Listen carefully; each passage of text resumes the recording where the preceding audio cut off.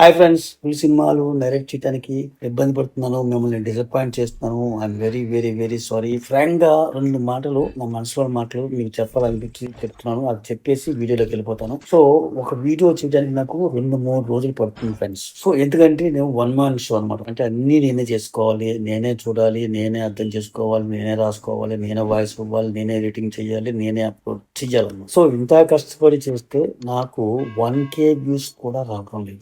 17K subscribers ఉంది. 10% మాత్రం subscribe చేసిన వాళ్ళు చూస్తారు, మిగిలిన 90% వారు సబ్స్క్రైబ్ చేయకుండా కొత్త సబ్స్క్రైబర్స్ చూస్తున్నమాట. సో నా తప్పే.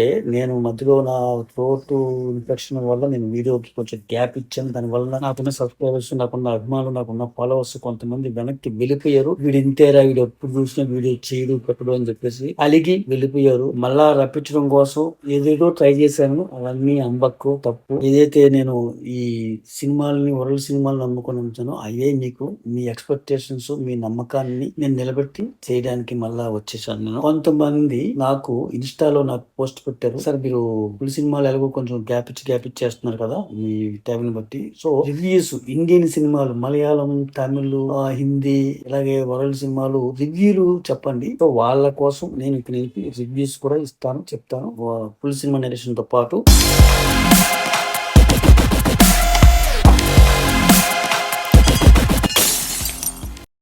సో నెట్ఫ్లిక్స్ లో స్ట్రీమింగ్ అవుతున్నటువంటి బ్రిక్ అనే cinema German English techno thriller cinema అనమాట. నెట్ఫ్లిక్స్ లో స్ట్రీమింగ్ అవుతుంది, అది కూడా తెలుగులో వస్తుంది అనమాట. 2025 లో రిలీజ్ అయింది అనమాట. ఈ సినిమా యొక్క కోర్ పాయింట్ గురించి డిస్కస్ చేద్దాం ఇప్పుడు. హీరో పేరు టిమ్ అనమాట, హీరోయిన్ పేరు ఒలిలియా.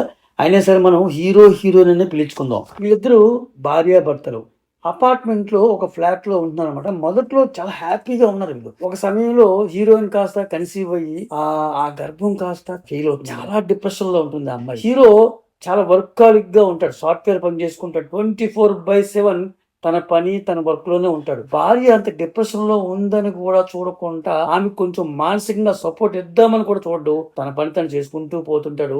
అది ఆమెకు నచ్చదన్నమాట. అతని ప్రవర్తనలో మార్పు రాకపోయేసరికి గొడవలు పడుతుంటారు. ఒక రోజు ఆ అమ్మాయి ఇల్లు విడిచి వెళ్ళిపోదామని చెప్పేసి మెయిన్ డోర్ తెరవాలని చూస్తే ఇక్కడ అడ్డంగా కొత్తగా ఒక గోడ కట్టి ఉంది. ఎవరు ఎందుకు కట్టారో తెలీదు, ఏ మెటీరియల్ తో కట్టారో కూడా తెలీదు. ఆ మెయిన్ డోరే కాదు, ఫ్లాట్ మొత్తం కూడా కిటికీలతో సహా అలాగే గోడలు కట్టేసి ఉన్నాయి. ఎన్నో ప్రయత్నాలు చేసి ఆ గోడని తవ్వాలని చూస్తారు, ఫలించదు. సో మనకు మాత్రం ఇలా కట్టేసి ఉన్నాయా అపార్ట్మెంట్ లోని మిగిలిన ఫ్లాట్స్, లేదా అన్నిటికీ సిటీ మొత్తం కూడా ఇలాగే ఉందా అనేది వీళ్ళకి పజిల్ గా ఉంటుంది. ఆల్రెడీ భార్యాభర్తల మధ్య అండర్స్టాండింగ్స్ లేవు, గొడవలు ఉన్నాయి. చివరికి అక్కడి నుంచి ఎలా తప్పించుకున్నారు, ఆ మిగిలిన ఫ్లాట్ లో వాళ్ళు కూడా కలిసారా, వాళ్ళతో పాటు ఏం జరిగింది, ఎందుకు ఆ గోడలు అలా కట్టారు, ఎవరు కట్టారు అనేది చెప్పే ఇంట్రెస్టింగ్ స్టోరీనే ఈ సినిమా అనమాట. చాలా బాగుంటుందండి. కొత్త కాన్సెప్ట్, ఫిలిప్ కోచ్ అనేటువంటి కథ మాటలు దర్శకత్వం అందించాడు ఆయన. చాలా డిఫరెంట్ గా ఉంది కదా, కాన్సెప్టే బాగుంది కదా. కాకపోతే నేను ఇందులో ఒక విషయం చెప్పదలుచున్నాను, ఇది కొత్త కాన్సెప్ట్ సినిమానా నేను అడిగితే గనక నేను నో అంటాను. సో నాకు సినిమాల గురించి తెలుసు కాబట్టి చెప్తాను. 1997 లోనే క్యూబ్ అనే సినిమా వచ్చింది, ఫెంటాస్టిక్ గా ఉంటుంది అనమాట. అవి ఆ కాన్సెప్ట్, ఆ టెంప్లెట్ ఇలానే ఉంటుంది. సో క్యూబ్ తో పోల్చుకుంటే ఈ సినిమా తక్కువనే చెప్పాలి. కాకపోతే అది 1997 లో వచ్చింది, ఇది 2025. మీరు క్యూబ్ కనుక చూడకపోతే ఇంతవరకు కామెంట్ బాక్స్ లో నాకు చెప్పండి, నేను నెక్స్ట్ వీడియో చేస్తాను దాని మీద. చాలా ఫెంటాస్టిక్ గా ఉంటుంది సినిమా. క్యూబ్ ఇన్స్పిరేషన్ తోనే బ్రిక్ చేశారా అంటే అది నేను చెప్పకూడదు.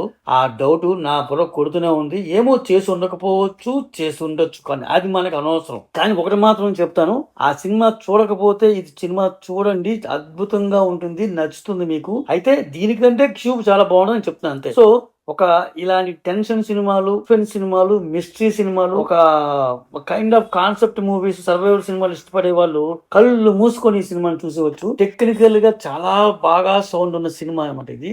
ఇక తెర మీద కనిపించిన ఆర్టిస్టులు పెర్ఫార్మెన్స్ చెప్పాలంటే స్టోరీకి ఎంత అవసరం ఉందో అంత నీట్ గా చేశారు. ముఖ్యంగా హీరో క్యారెక్టర్ జీవించాడని చెప్పొచ్చు. సో అన్ని బాగున్నాయి, కానీ నాకు ఒకటి అసంతృప్తిగా ఒక చోట ఉందండి. ఇందులో విలన్ క్యారెక్టర్ కూడా ఉన్నాడు. ఈ బ్రిక్స్ ఎలా కట్టారో, ఎందుకు కట్టారో అనేటువంటి మ్యాటర్ ని కన్విన్సింగ్ గా ఉంది. కాకపోతే ఇంకా కన్విన్సింగ్ గా, ఇంకా ఫెంటాస్టిక్ గా, ఇంకా బ్రహ్మాండంగా, ఇంకా లాజికల్ గా చెప్తే బాగున్ను అని అనిపించింది నాకు. ఇది చూసాక మీకు కూడా అనిపించవచ్చు. సో ఇందులో అడల్ట్ కంటెంట్ చాలా ఉందండి. సినిమాను ఫ్యామిలీతో కలిసి చూడకపోవడం చాలా మంచిది. సో మీరు ముందు ఒంటరిగా చూసి అప్పుడు మీరు ఫ్యామిలీ చూడొచ్చో లేదని రికమెండ్ చేయండి. సో తెలుగు డబ్బింగ్ లో నెట్ఫ్లిక్స్ లో చూడాలనుకుంటున్న వారు చూసేయండి, ఖచ్చితంగా చూడొచ్చు. వన్ టైం వాచ్ నేను రికమెండ్ చేయగలుగుతాను. చూశాక మీ అభిప్రాయాలు నాతో షేర్ చేసుకోండి. Thank you for watching. జై హింద్.